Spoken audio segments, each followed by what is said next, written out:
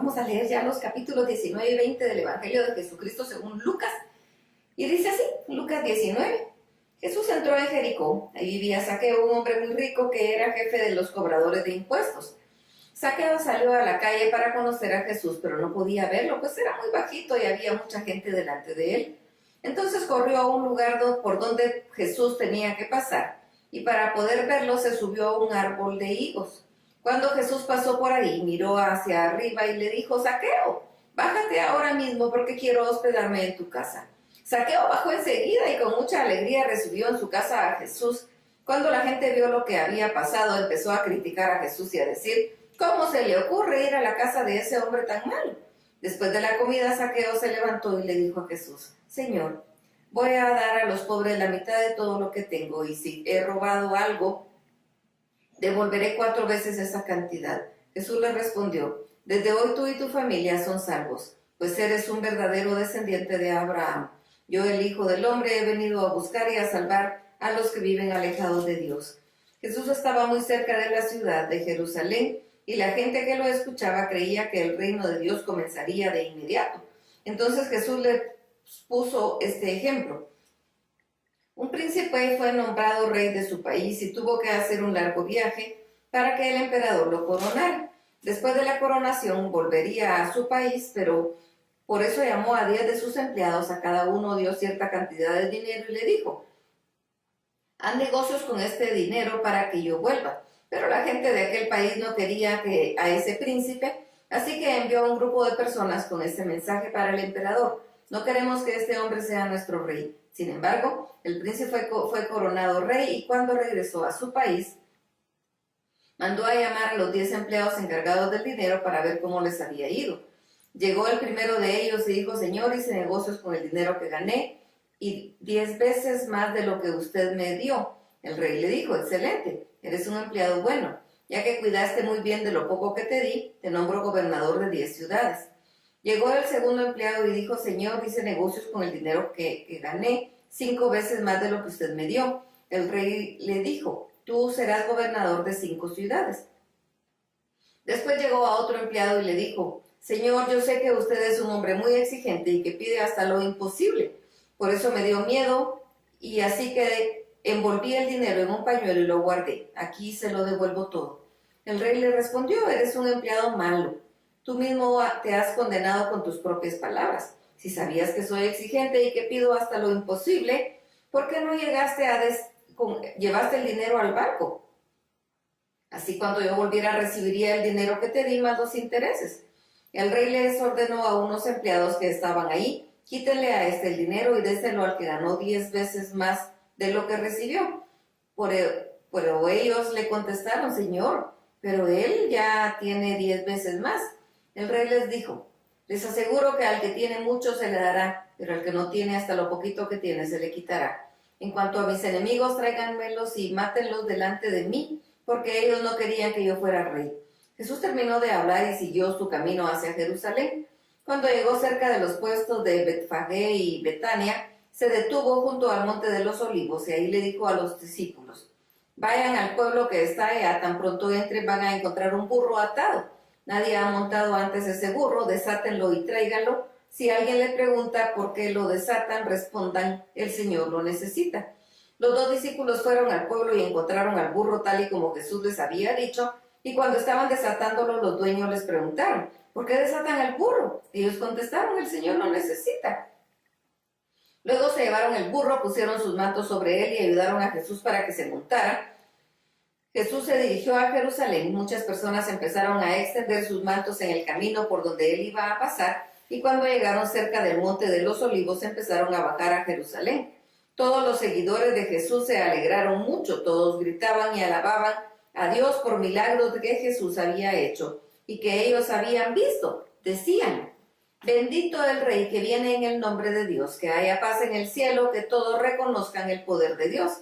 Entre la gente había también unos fariseos, y ellos le dijeron a Jesús: Maestro, reprende a tus discípulos. Jesús les contestó: les aseguro que si ellos se callan, las piedras gritarán.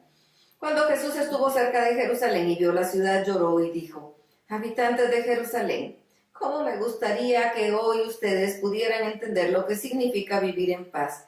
Pero no, ustedes son incapaces de comprenderlo. Llegará el momento en que sus enemigos vendrán y harán rampas alrededor de la ciudad para atacarla por todos lados. La destruirán por completo y no dejarán en pie una sola pared. Todos ustedes morirán y sufrirán todo esto porque no quisieron reconocer que Dios me envió a salvarlos. Cuando Jesús entró en la ciudad de Jerusalén, fue al templo y comenzó a sacar a todos los vendedores que estaban ahí y les dijo: Dios dice en la Biblia, mi casa será una casa de oración, pero ustedes la han convertido en una cueva de ladrones. Jesús iba al templo todos los días para enseñar. Los sacerdotes principales, los maestros de la ley y los líderes del pueblo planeaban cómo matarlo, pero no podían hacer nada contra él, pues la gente quería escuchar sus enseñanzas. Lucas capítulo 20. Jesús estaba en el templo enseñando a la gente y anunciando las buenas noticias. Los sacerdotes principales, los maestros de la ley y los líderes del país se acercaron y le preguntaron: ¿quién te dio autoridad para hacer todo esto? Jesús les contestó: yo también voy a preguntarles algo. ¿Quién les dio autoridad a Juan el Bautista para bautizar? ¿Dios o alguna otra persona? Ellos comenzaron a discutir y se decían unos a otros: si contestamos que fue Dios quien le dio la autoridad a Juan, Jesús nos preguntará por qué no le creímos. Y si decimos que fue un ser humano, la gente nos matará a pedradas. ¿Por qué creen que Juan era un profeta enviado por Dios? Entonces respondieron: no sabemos quién le dio autoridad a Juan. Jesús les dijo: pues yo tampoco les diré quién me da autoridad para hacer esto. Jesús le puso a la gente este ejemplo. El dueño de un terreno sembró una viña, luego la alquiló y se fue de viaje por largo tiempo. Cuando llegó la época de la cosecha, envió a un sirviente para pedir parte de lo que le correspondía. Pero los hombres que alquilaron la viña golpearon al sirviente y lo enviaron con las manos vacías. El dueño envió otro sirviente, pero también a este lo golpearon, lo insultaron y lo enviaron sin nada. Luego envió a otro y este también lo hirieron y lo echaron fuera de la viña. Finalmente el dueño se puso a pensar: ¿qué puedo hacer? Y se dijo: ya sé, enviaré a mi hijo a quien tanto quiero. Estoy seguro que a él sí lo respetarán. Cuando aquellos hombres vieron que había llegado el hijo del dueño, se dijeron unos a otros: este muchacho es el que recibirá la viña cuando el dueño muera. Vamos a matarlo, así nos quedamos con el terreno. Entonces agarraron al muchacho y lo sacaron del terreno y lo mataron. Después Jesús preguntó: ¿qué piensan ustedes que hará el dueño con aquellos hombres? Seguramente cuando regrese los matará y luego entregará la viña a otras personas. Cuando la gente oyó esto, dijo: eso jamás. Jesús miró a todos y les dijo: entonces, cuando la Biblia dice, la piedra que rechazaron los constructores del templo es ahora la piedra principal, ¿qué quiso decir con esto? Porque todo el que caiga sobre esa piedra quedará hecho pedazos, y si la piedra cae sobre alguien, lo dejará hecho polvo. Los sacerdotes principales y los maestros de la ley se dieron cuenta de que Jesús los estaba comparando con los hombres malos que alquilaron la viña. Entonces quisieron apresar a Jesús en ese mismo instante, pero no se atrevieron porque tenían miedo a la gente. Los enemigos de Jesús querían arrestarlo y entregarlo al gobernador romano, pero como no tenían de qué acusarlo, enviaron a unos espías para que se hicieran pasar por personas buenas y vigilaran en qué momento Jesús decía algo malo. Los espías le dijeron a Jesús: maestro, sabemos que siempre dices la verdad. Tú enseñas que todos los deben obedecer a Dios y tratas a todos por igual. Pero por eso te preguntamos: ¿está bien que paguemos los impuestos al emperador de Roma o no? Cuando Jesús sabía lo que ellos querían, que era ponerle una trampa, les respondió: muéstrenme una moneda. ¿De quién es la imagen que está en la moneda? ¿De quién es el nombre que tiene escrito? Ellos contestaron: del emperador de Roma. Entonces les dijo: pues denle al emperador lo que es del emperador y a Dios lo que es de Dios. Los espías no lograron que Jesús cayera en la trampa. Quedaron sorprendidos por su respuesta y no supieron qué decir nada más. Después unos saduceos fueron a ver a Jesús. Como ellos no creían que los muertos pueden volver a vivir, le preguntaron: maestro, Moisés escribió que si un hombre muere sin tener hijos con su esposa, el hermano de ese hombre debe casarse con esa mujer y tener hijos con ella. De acuerdo con la ley, esos hijos son del hermano muerto y llevan su nombre. Pues bien, aquí vivían 7 hermanos. El hermano mayor se casó a tiempo y tiempo más tarde murió sin tener hijos. El segundo hermano se casó con la misma mujer, pero tiempo después también él murió sin tener hijos. Lo mismo sucedió con el tercer hermano y con el resto de los 7 hermanos. El tiempo pasó y la mujer también murió. Ahora bien, cuando Dios haga que todos los muertos vuelvan a vivir, ¿de quién será esposa esta mujer si estuvo casada con los 7? Jesús contestó, ahora los hombres y las mujeres se casan, pero Dios decidirá quiénes merecen volver a vivir. Cuando eso suceda, nadie se casará, ni morirá, todos serán como los ángeles, y por haber vuelto a vivir serán hijos de Dios. Hasta Moisés mismo nos demuestra que los muertos vuelven a vivir. En la historia del arbusto que ardía, Moisés dijo al Dios que Dios es el Dios de sus antepasados, Abraham, Isaac y Jacob.